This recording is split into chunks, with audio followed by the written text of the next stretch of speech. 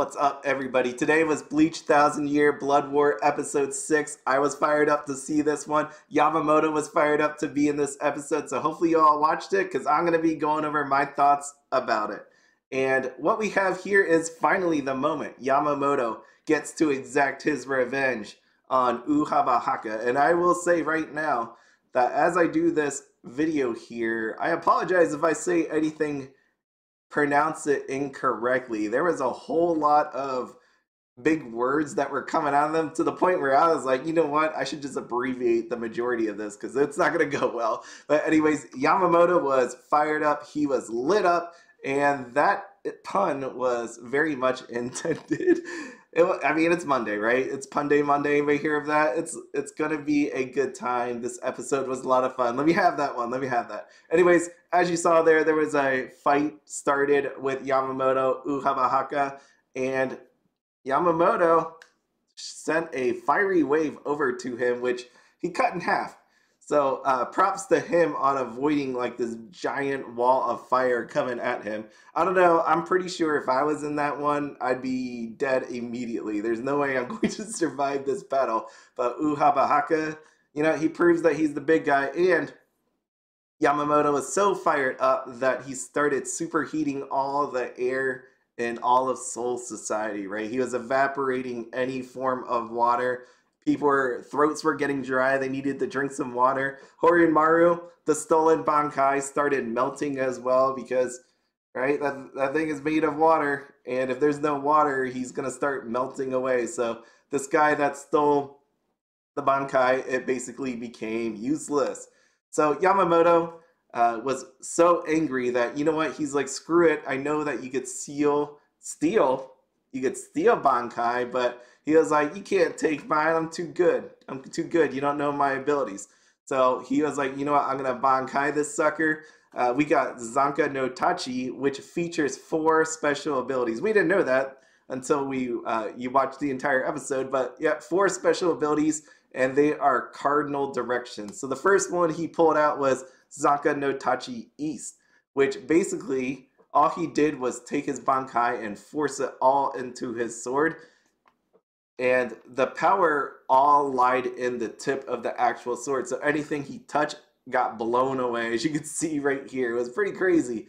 You can see it. It's like, bing, gone. Everything in front of him is just vaporized. So this reminded me of that time when Ichigo got his Bankai for the first time.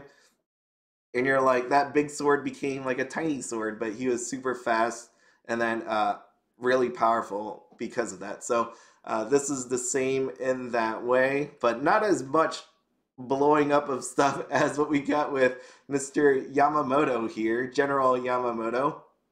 So it is always not about the size of the Bankai. Remember that. It's how you use it. Yes, that's how it is. Anyways, so Uhabahaka got his sword broke. It was funny watching him try to use the sword only to realize, you know what? Part of my sword is missing and I am not going to be able to use this anymore. So next up we got Zanka no Tachi West, which Yamamoto said it was like the sun. He came clocked in at 15 million Celsius, which that's freaking really hot. I'd be dead, right? If I'm standing there, I'm dead. I don't even want to go outside when it's 80 degrees Fahrenheit. No, I can't imagine what it'd feel like at 15 million degrees Celsius. I'm pretty sure we would just instantly vaporize at that point. But Uhabahaka had one crazy view of this firsthand, but you know what? He was standing there. He's like, this isn't going to stop me, right? I'm here to destroy Soul Society. I'm the final boss. I'm going to do what I have to. So he was like, I don't got no sword anymore, so I'm going to pull out that ultimate Quincy incantation, which is the KSZ. This is the one I said that I probably won't be able to pronounce right. So the KSZ, it's the Kerchenlido Zonk Zwinger. That was brutal. It was brutal. But anyways, this incantation combines defense and offense if you step inside of it. And I'm like, well, what happens if the dude doesn't actually step into it? And Yamamoto was like, you know what? I'm not going to step into it because that'd be stupid. What I'm going to do is just use my third ability outside of your ability. So I'm going to use Zanka no Tachi South. Kaka. I'm gonna stop there. I shortened that down to the letter K. If you would attempt to pronounce that thing, go ahead and do that. It's at the very bottom. But basically, he became a necromancer. So Yamamoto, he's killed a lot of people over the time period with his sword, and he is able to resurrect said people as skeletons. And when he turns them into the skeletons, he can make them look like the people he killed. So obviously, he's gonna bring back the faces of the Quincy's that he killed, so that Uhabahaka can have a fun reunion talking to these people that that he got killed. So that was very so this one's more of like a mental one. And the reason why I say mental one, because I started looking at this and I'm like, dude, does none of these undead people actually have any weapons? There's no swords, no shields, anything like that. Normally you see like a skeleton with a mace. There was no mace or anything in there. They were just there, I guess, to freak you out. But this totally reminded me of Naruto, right? We had the first and second Hokage, and I honestly thought, I know Chainsaw Man would have did this. If this was a scene from Chainsaw Man, you would have saw like two coffins appearing back there, so that they can have like that cameo kind of thing happening back there, like how they do it in their theme song and even some of the episodes. But Bleach, they're not gonna do those callbacks to different anime and all that. But I thought that would be pretty neat to actually see back there. Anyways, so Uhabahaka, he had some willpower still left in him. He starts screaming out like he's Goku that he needs to go save the world, drop a spirit bomb down here. But he did it. He was like, I'm here to beat Soul Society. So he's slowly lurching down this hill. So realistically, these skeletons are just to hold you back, to mess you up mentally, while Yamamoto does something crazy. And the something crazy is the fourth ability, which we found out to be Zanka no Tachi North Tenchi Kaijin. I thought this was it, right? This should be it. You got white letters on the actual screen. This is gonna be it. So we saw this scene next. It was pretty cool. Yamamoto super powered up, right? We have superpower in the tip of his sword. We have him 15 million degrees Celsius. We got skeletons to mess you up mentally and slow you down. And finally, the death blow. We got the death blow. And after using the death blow, his power is exhausted and his Bankai fades away. Now, this is where I was at with this. When I saw the scene, I don't know what everybody else thought, but my initial thoughts was this. Every time I watch an action movie, every time I watch a horror movie, and you have that guy laying on the ground, what do?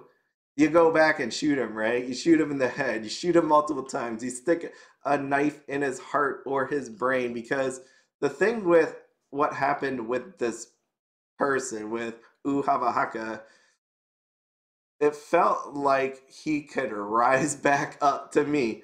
I know it looks like he's like missing half his chest, but in reality, he got sliced in half, which didn't make sense at all to me anyways, because anybody that we've watched Yamamoto kill somebody, they just lit up, right? So, but this dude's still laying there. This is an anime, so they can make that stuff happen. But he was just cut in half. And I'm like, you need to go over there, Yamamoto. You need to start stabbing him in the heart. You need to go stab him in the brain. You need to do whatever you have to kill this guy, because I feel like he's still alive. And between, going back between different worlds or plays that they could have had at Soul Society, I felt like he didn't watch enough horror action theme ones, because it felt like he started walking away. Dude started walking away, and I'm like, big mistake, buddy. But even then, I was wrong. So this was a Rip Bozo. That's what I was thinking in my mind. I'm like, this dude's talking to this guy, and Yamamoto wondered as well who he's talking to. So in the next moments, we saw the Squad 1 barracks get destroyed, and that's a rip. That's definitely a rip. Dude is alive. He's standing right behind you. This reminded me of AJ Styles versus The Undertaker in the WWE. AJ Styles thought he won. Apparently he didn't, because The Undertaker was just waiting for him to turn around. And that was the same kind of scene that we saw here. Yamamoto wasn't laughing. I mean, he doesn't seem like a guy that normally laughs, but that's as close as I could remember of what's about to happen here because we get to meet Stern Ritter Y, which is the yourself, and he has the ability to mimic a person, and that's what we saw here. So you could see that he just cut in half. He did lose an arm. He lost an arm, got cut in half, but not the amount of damage that I would have thought, 4 different ability used at one time would have been. So Stern Ritter Y, unfortunately for his commitment to the cause, gets blown away by his boss, the real Uhavahaka. So job well done, buddy. Congrats.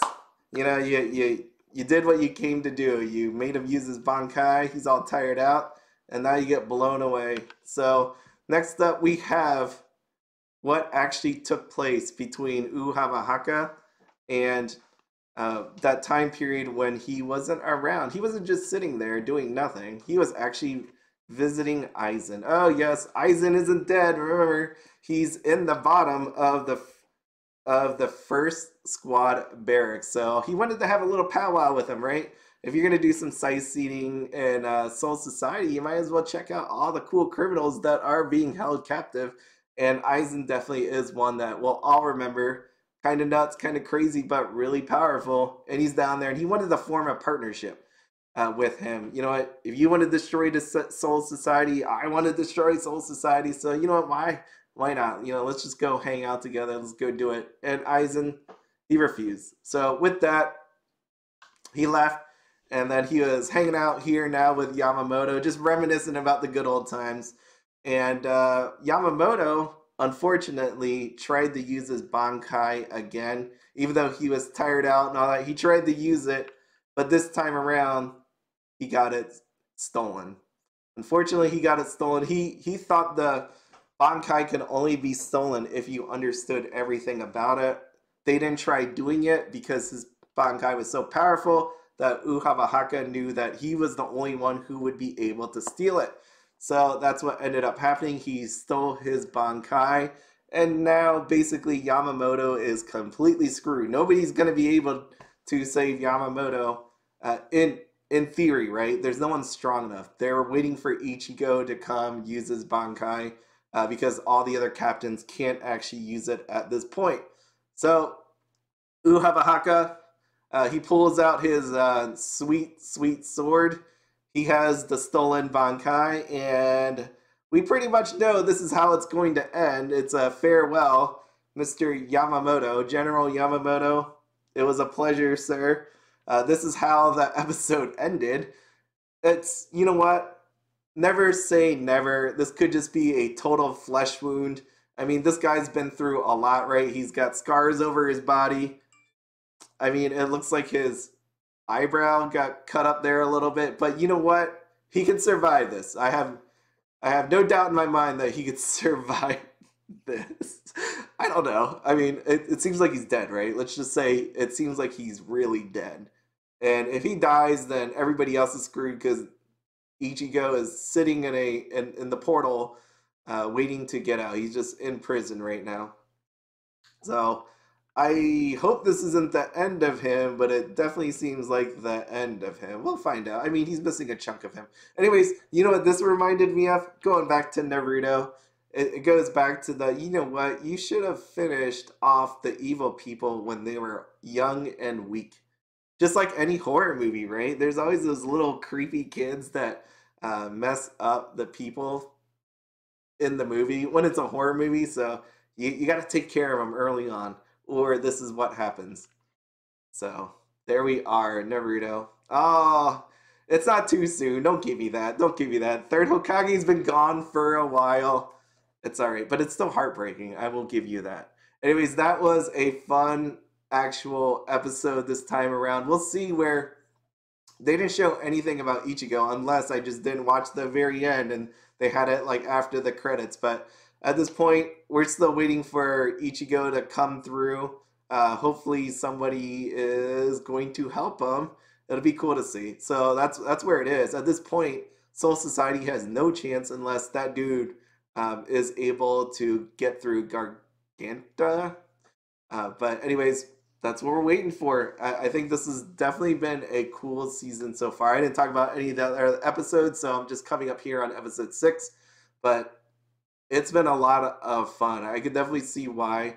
For me personally, this is one of my favorites of the season, even more so than Chainsaw Man. I know Chainsaw Man's good, but when you think about the action from beginning to end, outside of like any sort of episode recaps, they had that one episode recap, but for the most part, Bleach has been nothing but fun and very attention grabbing. So something I look forward to every week. With that, as always, have fun, be happy, don't spend anything outside of your budget. I'll catch you next week for Bleach episode 7. See ya.